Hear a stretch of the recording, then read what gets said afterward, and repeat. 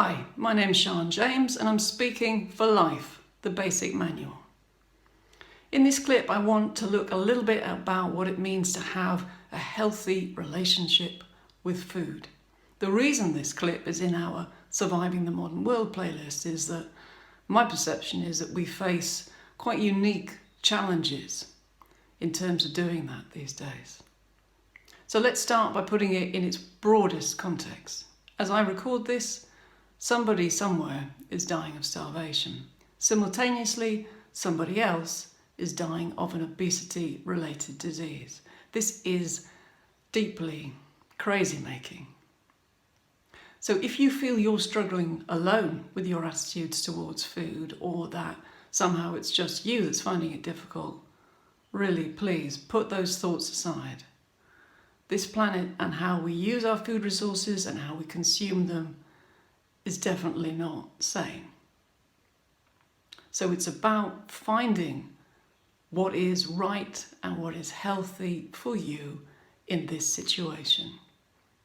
We've never before been so removed from the process of the means of production of our food. Most of us living in industrialised environments will have never seen an animal be born or raised or slaughtered. Will have never been a part of what it means to sow a crop or reap a crop. We are all uneasily aware of the ethical and moral dilemmas of our industrial processes of food production. At the same time, we know that when we walk into a supermarket and we pick up a ready meal and we read the terrifying list of novel chemicals in it, that we are at the mercy somehow of larger forces outside of our lives and outside of our choosing. For many people, this has led to a constant low-grade anxiety around what they consume. Sometimes the media unkindly characterises this as neurosis, but actually I think it's a completely rational response to a situation of great uncertainty.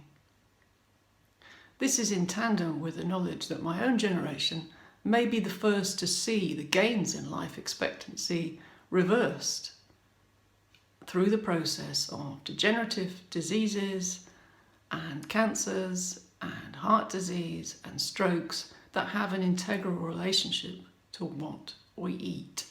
For me, this begins. A healthy relationship with food begins in the process of taking my power back and making responsible choices for myself. In this, I am hampered by my lifelong relationship with sugar. Those who scoff at the idea that sugar is addictive, I can only assume have not experienced its compulsion from the inside. I've been addicted to some of the most profoundly addicting drugs on the planet. So I feel I have a process of comparison when it comes to sugar. And for many years, despite my knowledge that sugar would impact on my health, would reduce my immunity, would predispose me to degenerative disease and obesity, I continued to consume it. Why that's the case? Well, let's not get into our brain chemistry on this. Let's just say that sugar is a substance that many of us struggle with. Sugar is hidden throughout the processed foods that we consume from the supermarket. Often it's in the form of high fructose corn syrup, and if you don't have any knowledge of the deeply hideous contaminants that often go alongside the process whereby that's produced, do your research. Sugar has the power to control me. Sugar has the power to tell me to eat something that I know is not going to help. It does this partly by giving me a quick, dirty hit of energy, the other side of which I know I'll feel a slump, the other side of which my pancreas is going to have to work many times harder than normal to return my insulin levels to where they should be. We are in the middle of an epidemic of type 2 diabetes, with people ever younger developing it.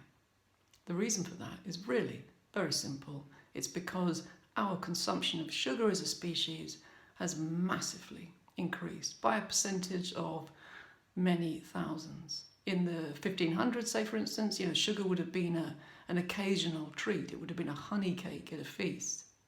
Now many of us will get up in the morning, make a cup of coffee, put 2 teaspoons of sugar in it, grab a Danish on the way to work, have a confectionery bar mid-morning, pretending to be healthy but actually full of sugar, and then maybe we'll skip lunch, have some more coffee and some more cake.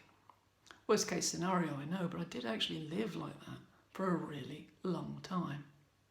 My fundamental discovery from that process, if I can save you the pain of it, was that I couldn't stay healthy and live continuing with that diet. I had to change my ways. This meant really taking the inventory of my relationship with food. It meant looking at how I cut corners, how little I regarded my body's health, and it meant changing my lifestyle. What I needed to start doing was thinking ahead about what it was I was going to eat, planning a weekly menu, budgeting to buy those items and shopping for them. That was time consuming, and it required a much greater input of thought and energy on my part. But really it was the only way I could protect myself from my impulses just to snack on rubbish. And I had a simple principle which stands well for me and still works, and that was, in order to have a healthy relationship with food, I needed to consume food items that were as recently alive as possible. I realise that makes me sound like a serial killer, but what I mean is the consumption of food that's gone through as little modification as possible. It's the difference between eating a piece of broccoli and eating a cake.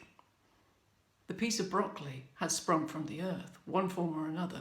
It may bore me occasionally, and I have had some dark thoughts towards broccoli because everybody that I've ever met in the health profession has always recommended it to me. But nevertheless, the broccoli is far more likely in the long term to give me energy, to give me strength, to give me resilience in terms of disease. So when I looked at my relationship with food, obviously underneath it there was an underlying relationship with myself and with my body. I needed to go back and learn how to inhabit my body, how to be alert to its needs, to stop treating it like a machine, and to commit myself to caring for it on a daily basis. Food is a daily task. I did that by budgeting, by planning ahead, by shopping, and then by sticking to what it was I said I was going to eat. Another element to that is emptying my cupboards of sugary, processed foods that I had there in case. We all know really what in case means. What in case means is that in a moment of emotional desperation or boredom or many, many other prompting emotions, I will go and eat it. If it's not there, I can't do that. Most of my least helpful impulses will occur after 10 p.m. at night when the shops are shut. If the food isn't in the cupboard that I shouldn't be eating, I won't eat it. Having a healthy relationship with food, for me, is a work of a lifetime. It's a work still in progress. And it's a work undertaken in a much larger context. But it is very freeing to take back what element of control I can from the larger processes to try and ensure that on a daily basis I offer myself my best chance of staying alert, healthy, happy and fit. I really hope that's been of use to you. We will be posting further clips on this content and many related issues, so please subscribe to our YouTube channel, Life the Basic Manual. Thanks for watching.